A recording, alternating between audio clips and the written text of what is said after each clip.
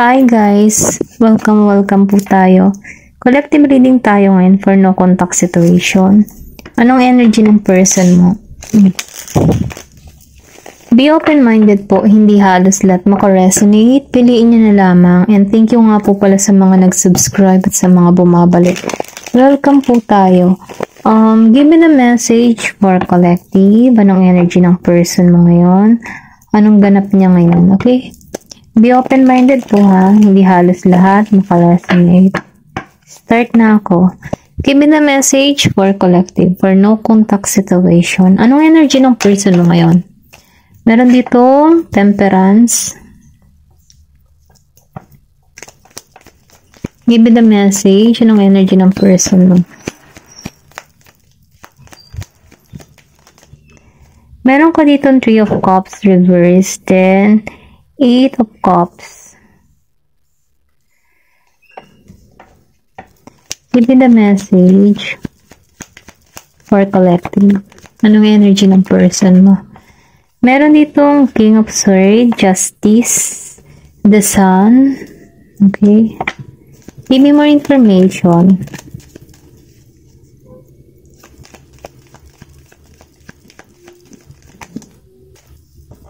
Meron dito na 6 of Cups, upright. 10 of Cups, reverse. And Knight of Wands, reverse. Okay. Nakikitaan ko dito na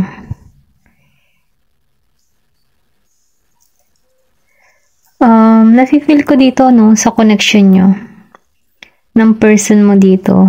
Hindi naging matagumpay yung connection, okay? Dahil ay nakikita ko. Pero gustong bumawi ng person mo dito. Meron tong hinihiling. Ito lang yung nafe-feel ko. Meron ditong hindi naging maayos yung connection. Meron nangyari na hindi maganda. Meron ditong inalisan. Pero umalis tong tao na to na meron tong nilihim sa'yo. Kumbaga, no, umalis siya ng walang paalam, walang sabi-sabi, umalis siya ng walang dahilan kung bakit ka inalisan. Ganun ba? Ito na-feel ko yung tipo na binigyan ka ng silent treatment,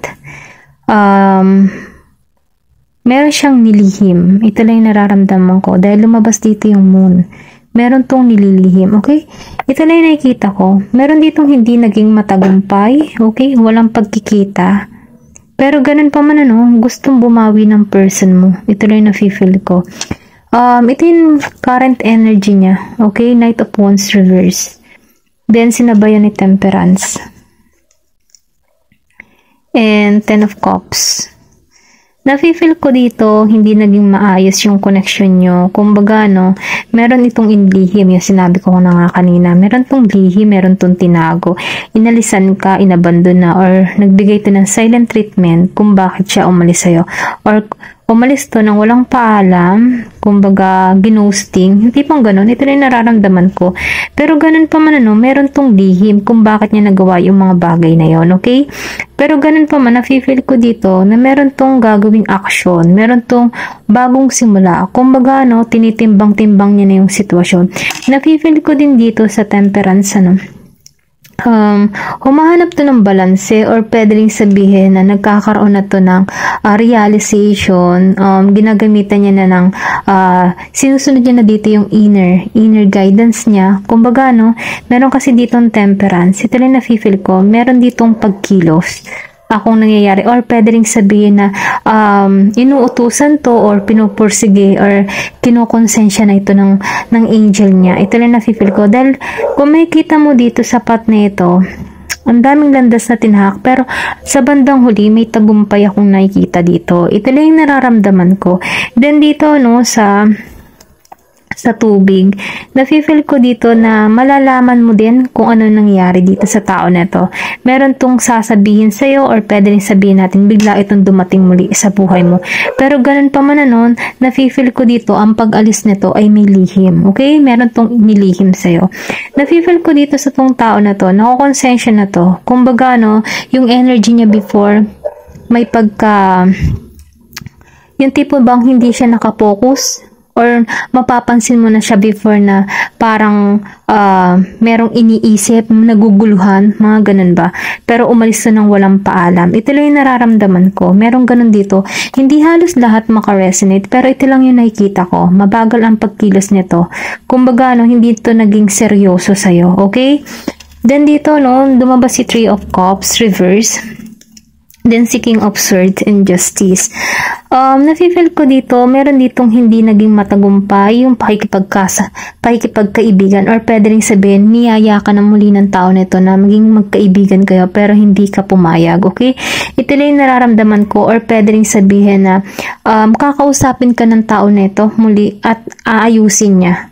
Gusto niya magsimula kayo sa pagkakaibigan. Pero ganun pa man, dahil lumabas siya ng naka-reverse, nafe-feel ko dito na hindi ka makikipag-ugnayan sa taong ito muli, okay? Dahil narito ka na sa energy ni King of Swords. Kumbaga, nafe-feel ko din dito na ginagamitan nito ng logic, or pwede rin sabihin, ikaw yung may energy na to. Nafe-feel ko na meron ditong person na Gemini, Aquarius, and Libra. Meron din ako nakikita ditong Scorpio, Cancer, and Pisces. Meron din ako nakikita dito na Aries, Leo, and Sagittarius. Okay? Ito na yung nakikita ko. Nafe-feel ko dito, itong tao na ito, andito na siya sa point na King of Swords, o pwede rin sabihin energy mo to, okay? Vice versa. Kung mararamdaman mo kung energy mo tong si King of Swords, na kung saan itong tao na to, andun siya sa kanyang authority. Kumbaga, ginagamitan niya na to ng utak yung sitwasyon, nagiging na siyang matalino, mabusisi. Kumbaga, hindi niya na pinaiiral yung damdamin niya. Kasi, once na pinaiiral niya yung emotion niya, dun siya nahina nagiging siyang sensitibo. Kaya itong tao na to, nagkaroon to ng transformation or naganap sa kanyang buhay na kung saan, kung bakit siya naging King of Swords. Kumbaga, pinatibay siya ng kanyang experience kung bakit siya nagiging matatag na katulad nito. Then, nafe-feel ko din dito sa King of Swords, nafe-feel ko ang dami niyang problemang kinaharap dito. Okay? Ito lang yung nakikita ko. Pero ganun pa man kung makikita mo na pagtagumpayan niya yung mga problema kanyang naharap. Then, nafe-feel ko din dito, nagkaroon to ng transformation. Then, nafe-feel ko din dito, sinusunod na nito yung inner voice niya or inner guidance niya. Kumbaga, naging siyang awake sa spiritual. Kumbaga, ginising siya. Ito lang yung nararamdaman ko. Then, lumabas si Justice. Nafe-feel ko sa Justice, nagkakaroon na to ng balanse. Kumbaga, dito siya nagkaroon ng realization na kung saan tinitimbang-timbang niya na yung sitwasyon. Hindi na siya nagiging mapanghusga, or pwede rin sabihin, ikaw ito. Hindi ka na masyadong nagiging mapanghusga. Tinitimbang-timbang mo na yung sitwasyon kung bakit, or kumbaga kung hahatol ka dito, babatayan mo to kung ayon sa kanyang kinikilos o ayon sa kanyang ginagawa. Ito na yung nafe-feel ko, meron ditong justice na gagawin ka or itong tao na to, okay? Kumbaga kasi meron itong itinago, kaya gusto nitong kunin muli yung loob mo. Pero ganun pa man nafe-feel ko dito na hindi ka papayag dito. Ayaw mong makipagkaibigan muli sa tao na ito. Ito lang yung nararamdaman ko. Then the Sun. On the Six of Cups. Okay. So, nafe-feel ko dito na meron ditong tagumpay. Kumbaga, ito yung gusto mangyari ng tao na ito. Yung pagkakasundo ninyong dalawa. Nafe-feel ko dito na ito kikilos. Okay? Kung before, hindi to kumikilos, pero ngayon, ito yung gusto niyang mangyari. Ito yung hinihiling niya. Maging matagumpay yung connection. Suyuin ka muli. Meron din ako nakikita dito na maaaring itong tao na ito, 4 to 6 months, 4 to 6 months, magparamdam to sa'yo. Ito lang nakikita ko. Meron dito lumabas na ex, maybe ex mo to, yung magpaparamdam sa'yo. Ito lang yung nakikita ko. Susuyuin ko ng tao na ito, 4 to 6 months, 4 weeks, 6 weeks. Basta't nagsisimula sa 4. Pwedeng December 4, January 4, January 6, okay? Or 4 months, 4 weeks. Okay, ito lang nafe-feel ko. Then dito, nakikita ko rin dito na magigitong romantiko. Kung before, hindi ka nito pinagtuunan ng pansin, pero meron tong pagbabagong magaganap sa tao na to. Okay, tingnan natin kung ano yung mga pagbabagong magaganap sa tao na to. Give me the message. Ba't lumabas si 6 of Cups and the Sun? Ano yung kanyang intention sa'yo. Give me more information. Ano yung intention niya sa'yo?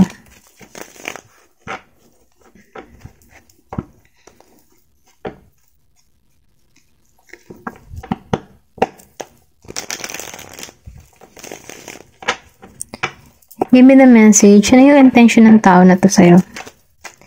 Mabilis to. Meron ditong King of Cups, okay? Nafe-feel ko dito meron tong offer na gagawin sa'yo. Then, the Empress. Nakikitaan ka nito ng malaking pagbabago. Maybe, then, lumabas si Four of Swords. Nakikitaan ko dito na gusto na nitong makawala sa... Alam mo yun, yung hindi makatulog, balisa. Gusto niyang makawala na sa ganung paraan. Kasi once na naging maayos na kayong dalawa, marirelease niya yung mga bangungot na nangyari sa kanya in the past. Na kung sana before hindi to nakakatulog, nagigilty sa sitwasyon. Pero dahil lumabas siyang naka-reverse, gusto niyang maging maayos yung connection. Nakikitaan ka ng tao nito na the Empress energy, yung tipo bang independent ka. Nagiging kang matagumpay kung ano man yung pinagkakaabalahan mo. Yung parang tipo na hindi mo na kailangan ng lalaki sa buhay mo, hindi mo na kailangan ng babae sa buhay mo. Yung tipong mas minamahal mo na yung sarili mo. Ito rin napipil ko sa'yo Then dito sa King of Cups, nararamdaman ko dito, andito siya sa King of Cups na kung saan handa na siyang operan ka, handa na siyang ibigay yung kanyang attention sa'yo. Kumbaga na-feel ko dito, maybe matagal na kayong hindi nagkita muli ng tao nito. 6 years, 4 years, okay? Ito rin na-feel ko, may 6 and 4. Then, nakikita ko dito, gusto nitong maging masaya yung connection. Kumbaga, pure yung hangarin ng tao nito ngayon. Kasi kung makikita mo dito, meron ditong pang-ghosting, may silent treatment, inalisan ka ng walang paalan. Pero meron siyang lihim kung bakit niya ginawa iyon, okay? Kumbaga, may lihim siya na nakatago about kung bakit kanya iniwan. Pero ganun pa man dahil lumabas si King of Cups, handa na to. Nafe-feel ko dito na meron ditong asenso na nangyari sa tao neto. May pagbabago, may bagong ganap. Okay, ito lang nafe-feel ko. Scorpio, Cancer, and Pisces. Meron din ditong Taurus. And Gemini, Aquarius, Libra. Ito lang nakikita ko. Nandito ko ngayon sa The Empress energy. Kumbaga, nagiging kang independent. Then dito, sa Four of Cups, nafe-feel ko yung itong tao mo, nahihirapan siya mag-moving on. Kumbaga, sa Four of Cups dito, ikaw yung kanyang, ikaw yung kanyang susi sa kanyang paghilom, sa kanyang puso. Pero ganun pa man dahil lumabas siyang naka-reverse, kaya itong tao to magbabalik sa'yo kasi alam niya na ikaw yung para sa kanya. Marami tong natutunan sa connection nyo, marami tong na-discover. Ito lang na-feel ko. Gemini, Aquarius, Libra. Kumbaga, maybe sa pag-alis ng tao na to, marami tong na-experience, marami tong nakasalamuha, na kung saan doon niya na-realize, or pwede rin sabihin, nakikita ka ng tao na ito sa mga nakakasalamuhan niya, yung pag-uugali, or parang meron siyang naaalala about sa mga yon, sa experience niya, naranasan niya. Ito lang nararamdaman ko. I think itong person mo, nag-travel to, or pwede rin sabihin ikaw, nag-travel ka. May distance, kasi kung makikita mo dito, may world, may globe. So, ibig sabihin, meron dito, may pag-itan, tawid dagat, or pwedeng sabihin natin na may distance, miles, ganun ba? Miles away, maraming talagang malayo, okay? Pwede rin sabihin, nag-travel siya abroad, nag-work sa abroad, then nagpayaman, kumbaga, Kasi nafe-feel ko dito na stable na to. Kumbaga, meron na tong ipon, may savings na. Pero ganun pa man, hindi ka rin naman papahuli sa tao na to. Kasi nakikita ko dito na nagiging kang maayos, maganda. Maraming humahanga sa yung bagong anyo. Kumbaga, sa bagong anyo, meron kang binago. Kumbaga, for example, dati buhok mo itim, ngayon ay naging blonde na, yung tipong ganun. Or pwede rin sabihin, dati hindi ka nagli-lipstick, ngayon naka-lipstick ka na. Basta nakikita ko dito na may malaking pagbabago. Naganap sa'yo. Ito lang nakikita ko, meron kang binago sa physical mo, sa pananamit mo. Kumbaga, before hindi ka nagmi-makeup, ngayon nagmi-makeup ka na. may malaking pagbabago na kung saan naging kang the Empress energy na independent ka, wais ka, matalino ka, then nagiging maayos ang iyong kabuhayan. At ang mga tao dito sa paligid mo na-attract sa'yo, kaya maraming nakakapansin sa'yo. Maybe pag naglalakad ka in public, meron talagang nalingon sa'yo. Ito lang yung na-feel ko, kasi nakikitaan ko dito yung pagka divine feminine kasi sa yung the Empress. Kumbaga malakas yung karisma niya. Then nakikitaan ko rin dito na religyosa. Ito lang yung na-feel ko. Okay? Hindi halos lahat makaresonate, pero piliin nyo na lamang kung anong part kayo dito. Tingnan natin kung ano yung mensahe sa'yo ni God. Give me the message. Anong mensahe para sa'yo ni God? Anong mensahe para sa'yo?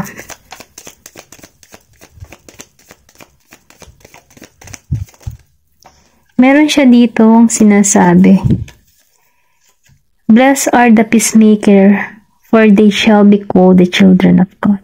Matthew 5:9. Okay? Ito yung mensahe para sa'yo. Okay? Ito yung hanggang dito na lang Hanggang dito na lamang po. Thank you for watching and love and peace. Thank you for watching Glow and Peace.